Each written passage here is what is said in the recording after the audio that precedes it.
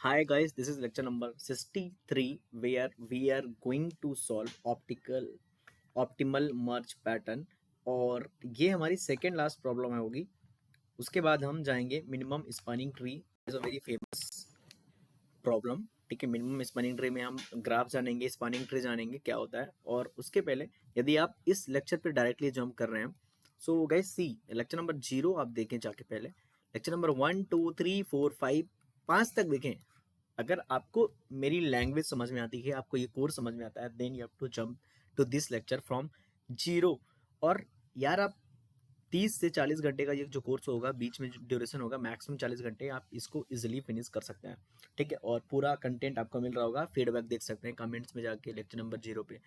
So in this particular video we are going to solve optimal merge pattern. Okay, now so what is the problem statement. Problem क्या है, हमें merge करना है। So let's read merging small files into big files with minimum number of moves. Okay, so हमें क्या करना है, merge करना files. Suppose that these are the files, that is file number 1, this is file number 2, this is file number 3, इसमें file number 4 and suppose that up to file number 5। चलो file number 5 and file number 6, हमारे पास 6 files हैं। और इन files में page है, pages. ठीक है, ओपन पेजेस है, मतलब स्टेपलर नहीं लगा हुआ है। इनमें भी पेजेस है कुछ, इसमें भी कुछ पेजेस हैं, इसमें भी कुछ पेजेस हैं, इसमें सपोज दैट एक पेज है, इसमें बहुत सारे पेजेस हैं मान लो। ठीक है, now we have to merge them. सारी फाइल्स को मर्ज करना है और हमें मर्ज करके क्या करना है, एक सिंगल फाइल बनाना है। नाउ सो व्हाट इज, आप ऐसा मान लो कि सारी फाइल्स में जो पेजेस हैं वो ऐसा मान लो कि कुछ डेटा है उनमें, और उस डेटा के बारे में हमें नहीं सोचना है। हमें बस क्वेश्चन में ये दिया हुआ है कि merging small files into big files with minimum number of moves. तो हमें फाइल्स को क्या करना है, मर्ज करना है। अब असेंडिंग डिसेंडिंग ये सब कुछ नहीं सोचना है हमें कि सर डेटा अगर मान लो नंबर है कंटेन कर रहा है तो हमें क्या ascending bracket descending, that you have to not think. That is the problem, that कि हमें स्मॉल फाइल्स को एक बड़ी फाइल्स में क्या करना है, मर्ज करना है। सो पतली पतली कॉपियां थी, हमें एक मोटी कॉपी बनानी है। Now algorithm is same as Huffman coding algorithm, that is we are using minheap। so minheap के थ्रू हमने हाफमैन कोडिंग का एल्गोरिथम देखा था, वो आप वीडियो जरूर देखें यार। हाफमैन कोडिंग से क्वेश्चन आने का चांसेस बहुत ज़्यादा होता है। And using minheap we can say that the time complexity is order of n log n each case we have seen। Okay, so if you want algorithm तो same algorithm है। अभी आप क्वेश्चन देखेंगे तो समझ में आ जाएगा क्यों सेम है। ओके, सो डायरेक्टली अगेन मैं बोल रहा हूँ, अगेन आई एम सेइंग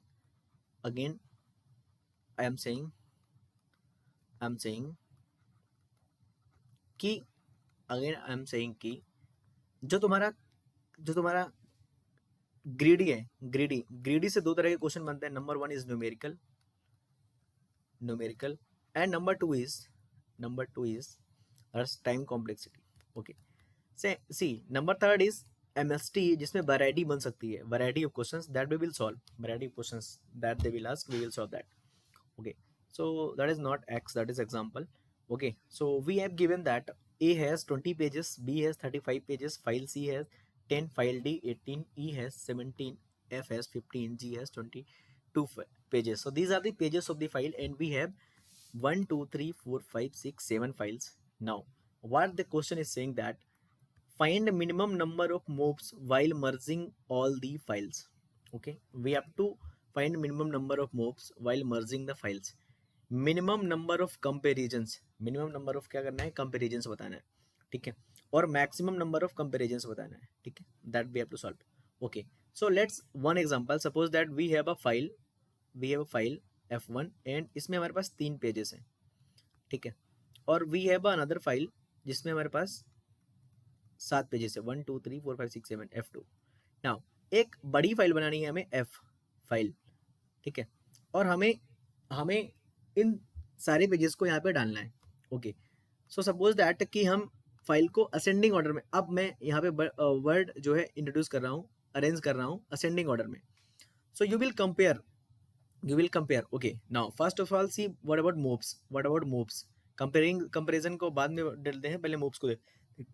तो मूव्स कैसे करोगे भाई, इन 3 को यहाँ पे मूव करना है, इन 7 को यहाँ पे मूव करना है। तो अगर इसमें 3 एलिमेंट है और इसमें 7 एलिमेंट है तो मूव्स कितने होंगे, 10। ऑलवेज रिमेंबर दैट कि अगर एक फाइल में x पेजेस हैं या 3 यहाँ पे एग्जांपल के लिए, दूसरी फाइल में 7 पेजेस हैं, हमें उन दोनों पेजेस को मर्ज करके एक नई फाइल बनाना है, तो मूव हमेशा कितने होते हैं, total number of pages of both the files. Suppose that this has m pages and this has n pages, then what is the move? Move is m plus 1. Each case ना minimum ना maximum, हमें move तो करना ही है ना भाई. हमारा problem बोल रहा है फाइल को मर्ज करना है. Then what you have to do, अगर फाइल को मर्ज ही करना है तो भाई मूव तो करना पड़ेगा उस पेज में, उस फाइल में डालना पड़ेगा. सो मूव हमेशा कितने होते हैं, एम प्लस 1. बट यहाँ पे हमारे पास दो फाइल्स नहीं है, यहाँ पे हमारे पास कितनी है, बड़ी बड़ी फाइल्स हैं. हमारे पास क्या है, बड़ी बड़ी फाइल्स हैं और 7 फाइल्स हैं. Okay, then how you will solve.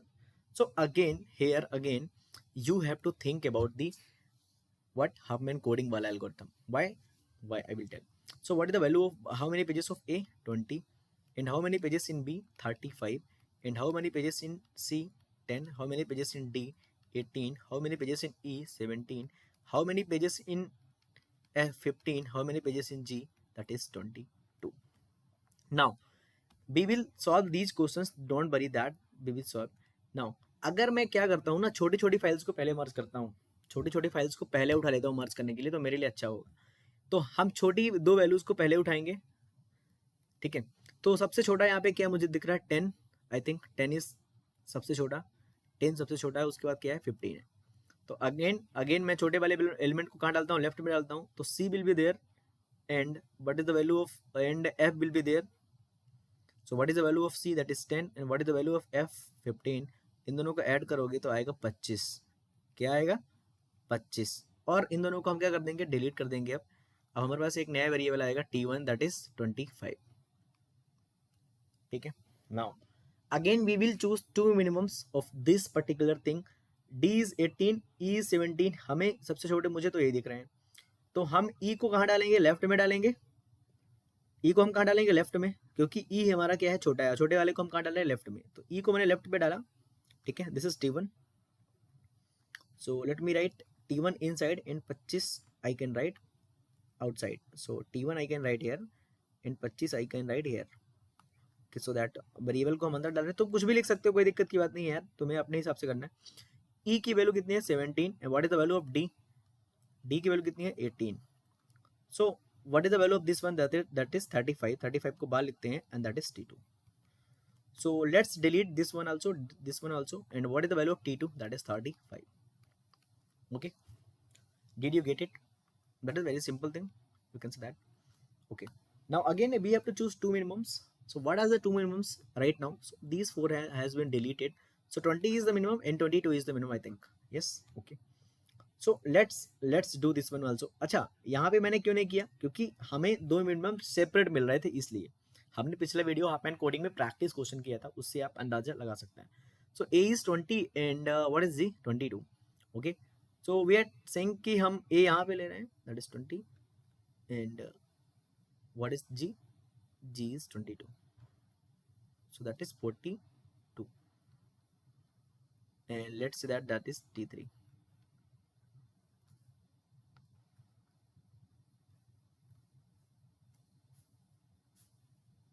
that is 42, and that is t3.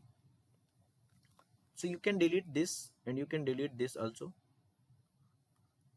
And what is the t3, t3 is 42.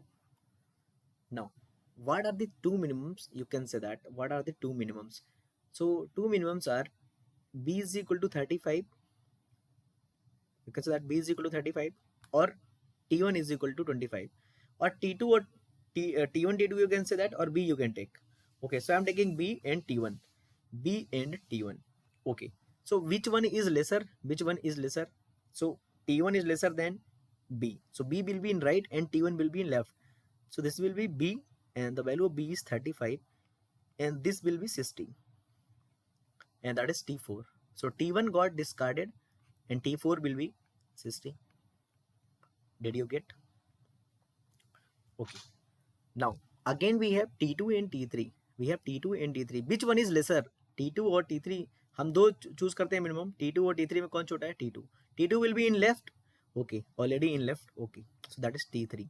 So what will be the combination of this one, these two? 42 plus 35, that is 70. 4 3 7, 77. And what will be this? We can discard this and this. We can write that t5 is equal to What is this? 77. So that is 77, that is T5. Okay, now we have left two things, T4 and T. We have left two things, T4 and T5. So T4 is lesser than T5. Okay, we can merge these two things, and that is what you can add these two things, 60 plus 77, that is I think 7 6 13 137, and you can discard these things now. So we have merged to all the files. So हमने किया क्या है, समझो पहले बात को. हमने मर्ज करने के लिए फाइल, देखो ये हाफमैन कोडिंग वाला ही फंडा है, लेकिन एक्चुअल मीनिंग समझो हमने किया गया है. हमने पहले छोटी छोटी फाइल्स उठाई, जो फाइल्स छोटी हैं हमने उनको मर्ज करना स्टार्ट किया है, क्योंकि अगर तुम बड़ी फाइल्स को स्टार्ट करना मर्ज करोगे तो तुम्हें दिक्कत होगी. तो हमने इन दोनों फाइल्स को 10 और 15 पेजेस वाली को उठाई और मर्ज किया. फिर हमने देखा कि कौन सी छोटी फाइल्स है, तो जब इन दोनों को मर्ज किया तो एक फाइल हमारी टेम्परेरी T1 बनी जिसमें 25 पेज हो गए. बट ये फाइल बड़ी है, जो हमारे पास अवेलेबल फाइल्स हैं कौन कौन सी, 17 और 18 पेज की. हमने इन दोनों को मर्ज किया और 35 पेज की हमें नई फाइल मिली. तो हम हर केस में नंबर ऑफ जो छोटी छोटी पेजेस हैं, छोटे कम पेजेस की फाइल जो है सॉरी, हम उसको लेके मर्ज कर रहे हैं. Okay, so this is kind of मिन हीप बना के हम दो मिनिमम उठाएंगे हर बार मिन हीप से. This is kind of Hopman coding algorithm, इसीलिए मैंने लिख दिया वहाँ पे कि एल्गोरिथम मैं नहीं लिखूंगा.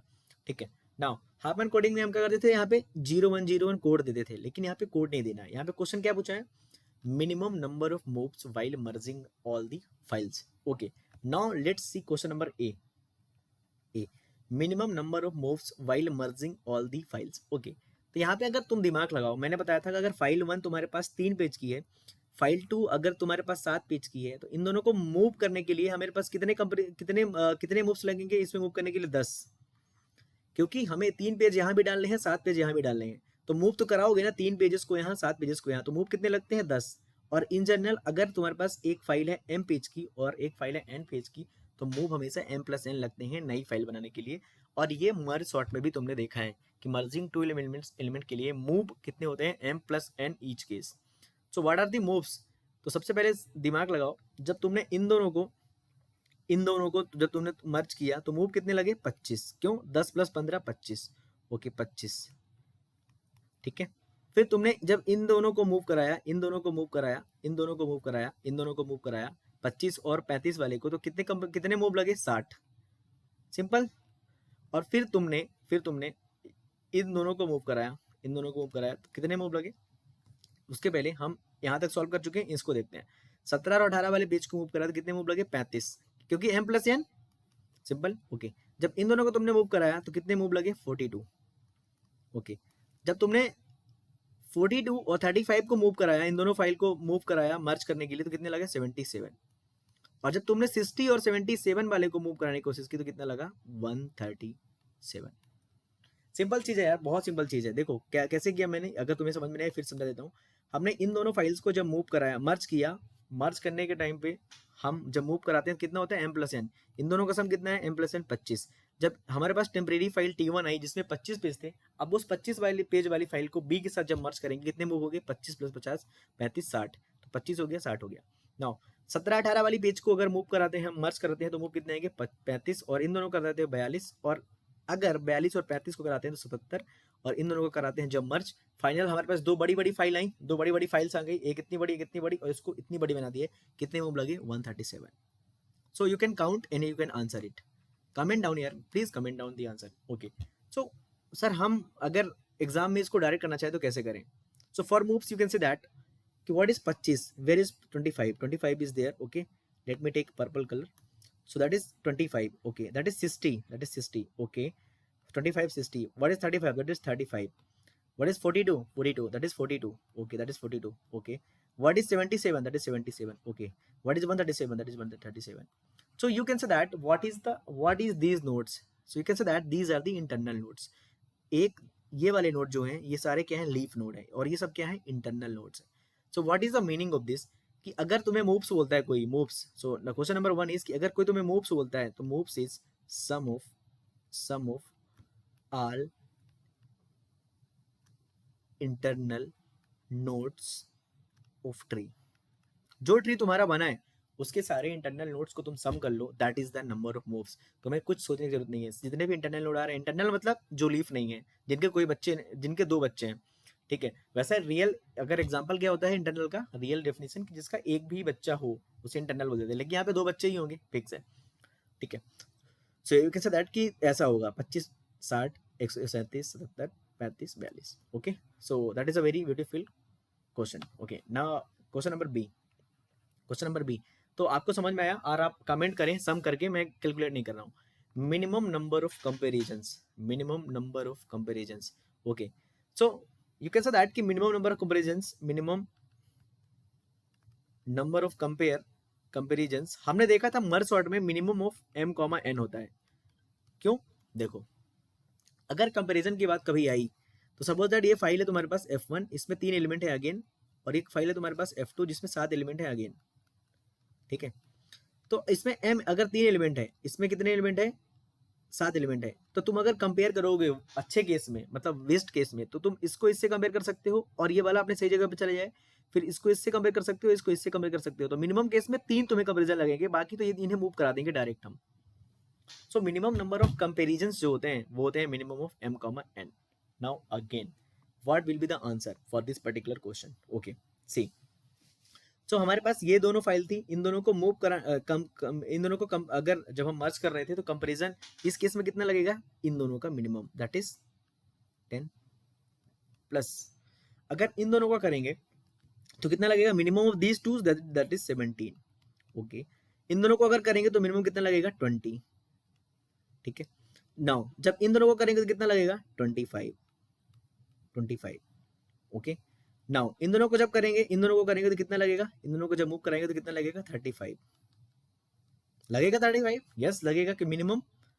जब इन दोनों को करेंगे तो कितना लगेगा? 60। Now again comment down answer, comment down please, comment down. That is very beautiful thing. So what is the thing, what is formula you can drive at each level? दोनों सिबलिंग, ये दोनों क्या है? Sibling. So minimum of sibling, तो sum of minimum of each sibling. तो इन दोनों भाई भाई थे, इसका बाप क्या है? पेरेंट क्या है? ये है। इन दोनों का जब मिनिमम क्या है? 10। ये दोनों भाई भाई थे, इनका मिनिमम 17। ये दोनों भाई भाई थे 20। ये दोनों भाई भाई थे 25। ये दोनों भाई भाई थे 60। ये दोनों भाई भाई थे 35। So minimum of each sibling is the minimum number of comparisons. That is a question number B. Now what is the meaning of question number C? Okay, so that what is that? That is maximum number of comparisons, maximum number of comparisons.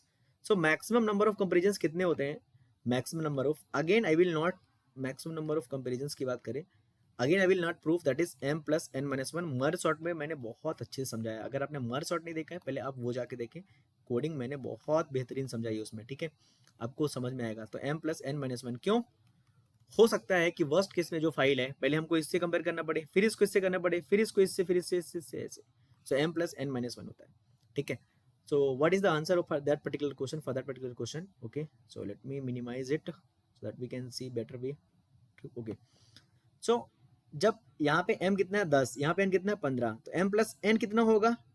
t1, that is 25। तो that is 25 minus one, plus यहाँ पे m कितना है 17 18, और m plus n कितना होगा? 35। तो 35 minus one, plus इन दोनों का कितना हो जाएगा? 42 minus one.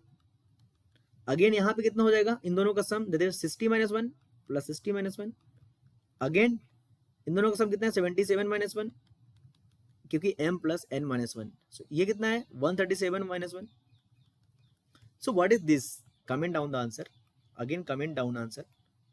So what is this? This is nothing but sum of internal nodes